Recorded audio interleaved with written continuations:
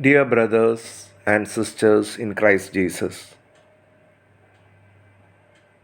we are continuing with short reflections on the articles of Pauline rule. I earnestly urge all of you to share it with our fraternities so that at least one person will benefit from it. Article 13 in the second chapter of the 1978 Pauline rule of the secular Franciscan order.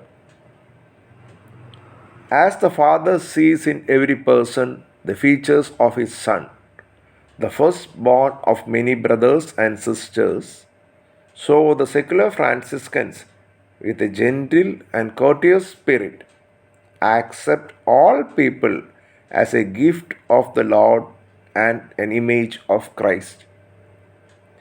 A sense of community will make them joyful and ready to place themselves on an equal basis with all people, especially with the lowly, for whom they shall strive to create conditions of life worthy of people redeemed by Christ.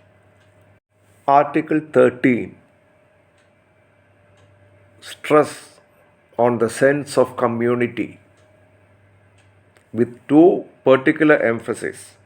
One on acceptance of all people, two is equality with all people. In a secular world, it is easy to accept people who are in same living standards with us, or to accept with a sense of wonder people who are having standards of living much above that of ourselves. But the sense of acceptance doesn't end there. Are we able to accept all people as a gift of the Lord and an image of Christ? The earlier rule of Francis to his brothers state, they must rejoice when they live among people considered of little value and looked down upon, among the poor and the powerless, the sick and the lepers, and the beggars by the wayside. In a secular world, we may not always come across people mentioned above, but when it becomes to the question of accepting all members within the human race, it should be noted that we accept a person the way he or she is and not the way we want them to be. So, this sense of acceptance starts by understanding ourselves and accepting ourselves the way each one of us are, and with special emphasis on our shortcomings, with special sense of the very fact even I am a son of God. Accept people who are with you in a secular world, your family members, irrespective of the age, gender, or financial status. Accept people who are beyond your family, people who are in need of you, even though they may not be living next to you.